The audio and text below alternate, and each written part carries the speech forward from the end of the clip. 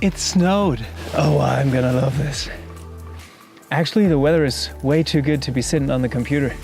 So I thought I'd shoot this kind of B-roll sequence. By the way, how'd you like it? Hope it was okay. Yeah. Still can't believe it. This is too awesome to be true. I thought winter was kind of over, but I have been proven wrong.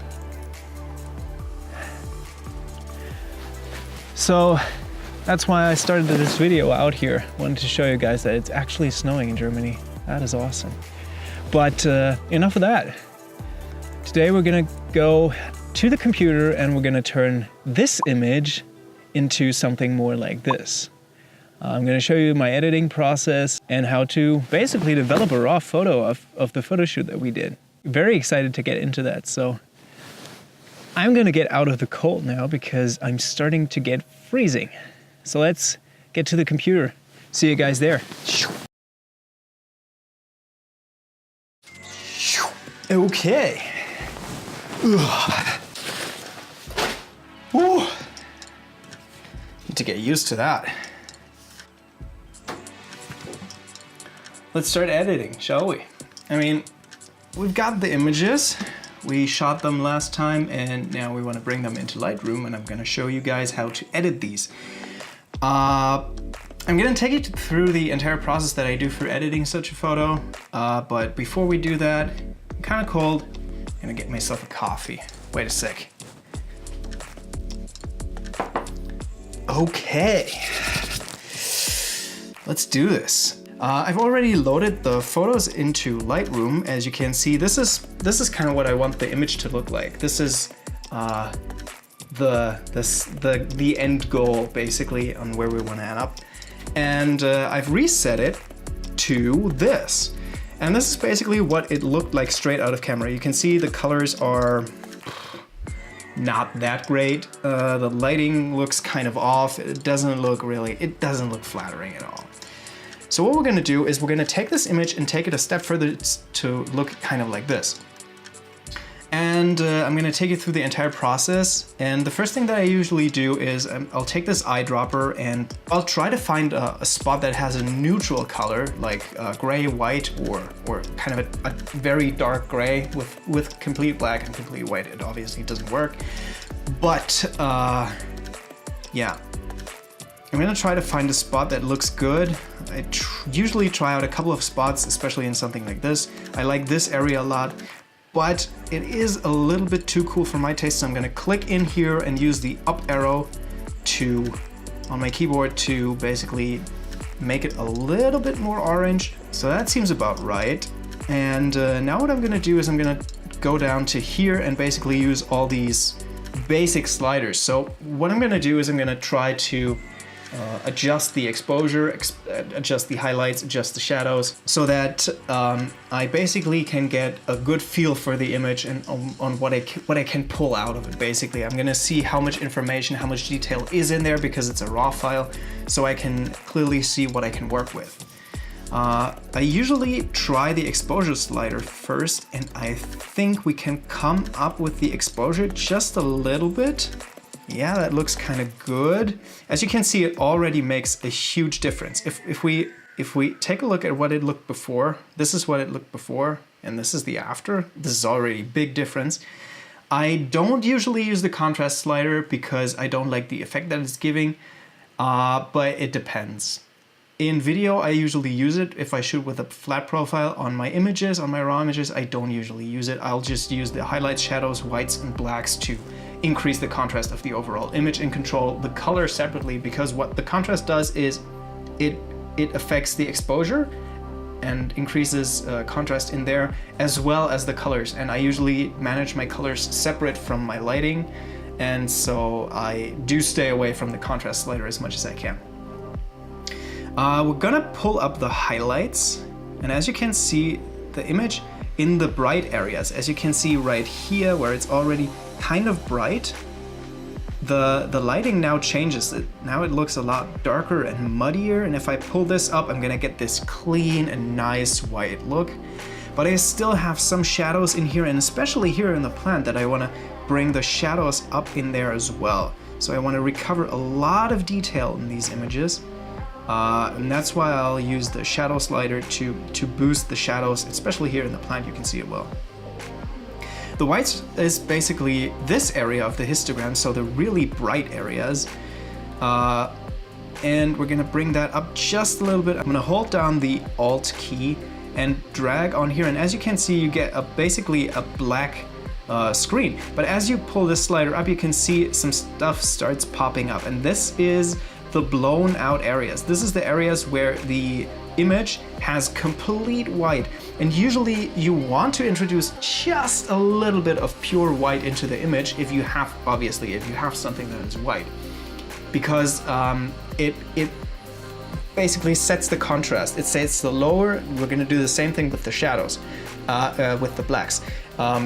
It basically sets the image to the lowest and the highest point. So you're defining that the image should use the complete tonal range that the monitor is capable of showing. And I'm going to do the same thing. So basically I'm going to undo, hit Alt key, and then drag the black slider down. And as you can see in the plant on the left here, we can already see some clipping, which is what we want to produce. I think I'm happy with that. It looks kind of good. Actually, I'm gonna adjust the white balance again because it looks a bit too warm for my taste. Actually, you know what? I'm gonna drag the highlights down a little bit and increase the shadows a bit more. And we're gonna, yeah, let's just leave it like that. So we basically have the tonal range, the contrast range of the image set. This is basically not gonna change as much. I do like the dynamic range in the image. What I don't like right now is the colors. The colors look kind of off, kind of dull, and I want to fix that. So the first thing that I'm gonna do is we're gonna play with this presence sliders, but I'm only gonna use the clarity slider, which is my favorite slider. I'm gonna drag that up, and as you can see, it already introduces a lot of contrast, but at the same time it desaturates the colors a little bit. It looks really interesting. I like the effect that it's giving to the image. We go back, and this is before. This is the after. And as you can see, the colors look kind of dull. And as I increase this, boom, we get a lot of nice crispiness in the image. It's hard to describe, but I really like this. The other thing that I'm gonna do is I'm gonna increase the vibrance just a bit so that we get more colors in there. What kind of looks weird to me is this spinning top, as well as the wood in this puzzle and the wood up here. So we kind of have a problem with our reds in this image, but we're gonna take care of that later. The next thing that I wanna do is I wanna jump into the tone curve and basically lift up the blacks. So I'm gonna crush my blacks, which I've set using the black slider, and I'm gonna add a point right below this intersection of these lines right here. Oops. And I'm gonna use this bottom one and lift it up. And as you can see, it introduces this kind of, especially here in the dark areas, you can see it. If I turn it off, it looks completely normal. But if I introduce this in here, you can see it mats out the contrast in the dark areas, lifting the, not necessarily lifting them up, but decreasing the contrast in there. But what I've done now is I've sharpened these shadows, which they were a lot more subtle in the version where it was turned off. And now that I've introduced this curve, right here you can see it darkens these areas in here, which is, it's basically where the panel draws the shadow. Now I don't really like that, so I'm gonna just drop another point in here and drag them back up so we have like a really bright image. I notice now that the image is a little bit too bright, so I'm gonna set the exposure to plus 0.4, and this brings it down just a bit, as you can see. The next thing that we wanna do is we wanna control our colors. And in here, we're gonna have to do quite a bit of work, but don't worry, it's gonna be really simple since Lightroom gives you a lot of tools to work with color properly. It's not as confusing as you might think it would be. So I'm just gonna show you, and then we can all admit that it's not as hard as it sounds. So basically the first thing that I usually do is I take this button right here, which allows me to go in and find a spot where a color sits. And as you can see on the side, it highlights the colors that I'm hovering over. So if I'm here, it goes kind of in the red colors. If I go here, it highlights kind of the green colors. Now what I'm gonna do is I'm gonna click and drag up. And as you can see, when I drag up, it's gonna change the hue of the green colors. If I drag it down, it's gonna get more orange, which is kind of an interesting look. It's not the look I'm going for, so I'm gonna go more into the green. And I usually do this because I've noticed that with my Sony camera, the greens are kind of muted and kind of pushed into a yellow area, which I don't really like. I like crisp and like really energizing greens. And so I'm gonna push these greens to the right just a little bit in the hue. The same thing is basically, we're gonna do the same thing with the reds, except we're gonna drag it into the opposite direction. I'm just gonna go in here and basically put them more into the red color so they have a nice contrast between the green and the red. And as you can see, this was before we did the color adjustments and this is after. As you can see, it pops the colors just a lot more.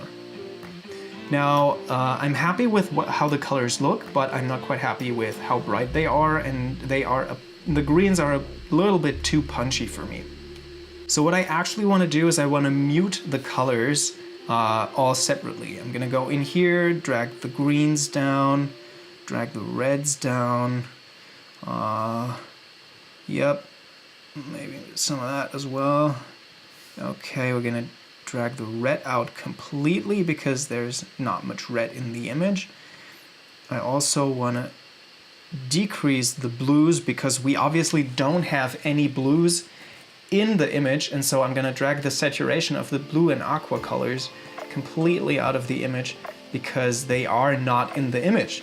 So if there was a slight blue color cast in there that I didn't catch before, I'm gonna mute this through these sliders. So now what I've done is basically added the colors to be more muted because as you can see, if I turn this on and off again, you can see this is what it looked like before. It's good, but it's not great.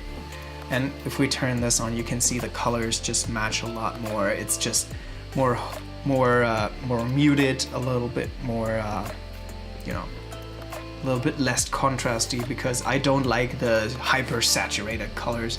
That doesn't work for this style of image, and usually I stay away from going too crazy with the colors because it's just most of the time it gets too strong, it gets out of hand for my taste. Okay, so now that that is done, the last thing that I want to get into is the luminance. The only thing that I want to do here is maybe turn down the greens just a little bit, but actually I kind of like the contrast range in here. As you can see, this looks kind of good. But what I definitely want to do is go into the skin tones and increase them slightly. As you can see, this makes the image pop just a bit more again. Not in the yellows. I'm not quite sure what I want to do with the yellows. I want to go up. As you can see, if I just play with the yellow slider, it's going to make a huge difference in the luminance. I kind of like introducing a little bit of brightness in there. Orange is awesome. Red is kind of, I don't know what to do with this. I'm going to leave it like, yeah, I kind of like that. Okay, so color adjustments are already done. Let's turn them off. This is what it looked before. Huge yellow color cast, saturated greens. It looked kind of weird to me. And now if we turn this on, you can see the image just looks a lot different. The colors are not punched in as much. But if I'm completely honest, I've taken it a notch too far with the yellows, reds, and oranges, and maybe also with the greens. I'm gonna bring some of that back in the saturation so that we get a nice tonal range in there. Okay, now on to the next panels. I usually skip the split toning because For some reason, I've never figured out how it works, and it kind of confuses me, so I stay away from that. What I usually do is I go into the presets and I apply the standard medium sharpening preset that comes with Lightroom, because I found that the sharpening that it does is subtle enough so you so it's not overpowering, but you can still notice that it makes a difference, especially here in the detailed areas. Now to the lens corrections, where I usually just apply the profile that I have. As you can see, it makes as you can see, it makes a little bit of a difference, especially in the edges of the image. I'm gonna leave that turned on. I just usually select my lens in here, and I check both of those boxes. Okay, and that's basically how I end up with an edit that looks kind of like this. Whereas before it was kind of looking like this. So you can see quite a big difference in how we took this image and basically made it like a blogger, flat laid, highlighted, bright, kind of airy scene, which it wasn't before. But I was shooting with that in mind, and I knew that in Lightroom I was able to get a lot of detail out of this image because I shot this in RAW, which is something that I recommend you do. If you want to use Lightroom, if you want to play with colors, if you want to really have a lot of room to work with your images, I recommend you shoot RAW, because it opens up a whole world of possibilities for you. Yeah, okay, so that's basically it. That's what we ended up with. That's the final image. And now the fun thing is I have a couple of other images which are already edited. But what I can do is I can select all of them and I can just hit sync, basically check all, synchronize, and what it does is it basically applies the same editing to all of the other images, and now they all look the same, whereas they looked like this before and now they look like this. This is the absolute upside of shooting them all in an artificial lighting setting, where all of the shots are kind of the same. And what you can always do is go ahead and create a preset from that and slap these onto all of these images. Or if you're gonna shoot multiple of these images, multiple versions like I did, you can go ahead and create a preset and apply this to basically all of the other shots. And it's a very, very good starting point for editing these images. It saves you a ton of time in editing, and the results are pretty amazing. So that was my tip. That was what I wanted to show you guys. I hope you liked it. I hope you got something out of this. This is something that I had to learn. I had to practice a lot. Since I started my career as a product photographer, I've spent many hours in Lightroom. And I have to say, I really fell in love with the software. It's a great product. It's a great software that really is able to capture a lot of detail in these raw images, especially especially learning how to develop raw images. Lightroom is the absolute best. I can only recommend it. I do recommend you get into it. You try to understand, to figure out how Lightroom works, because it is an awesome tool. And it's one of the best ways to drive your photography further if you know how to use this software. So definitely go check that out. If you don't have it, they have a 30-day trial, I believe. Go and try that out. I promise you're gonna fall in love with it if you spend some time learning how to use it. So that's it for me. I hope you liked this video. Please subscribe, leave a comment, and if you have any questions, this is the most important ask I have for you. If you have any questions, shoot me a message. I love getting messages and trying to interact with you, answering questions, helping you out, helping you figure out how this photography thing works. We're all in this together, so I'm just learning, and if you're just learning, we're gonna have a good time together. So reach out if you have any questions, reach out if you wanna submit any ideas that you have for future videos. I'm happy to answer, I'm happy to listen, and we'll see you guys in the next one. Peace.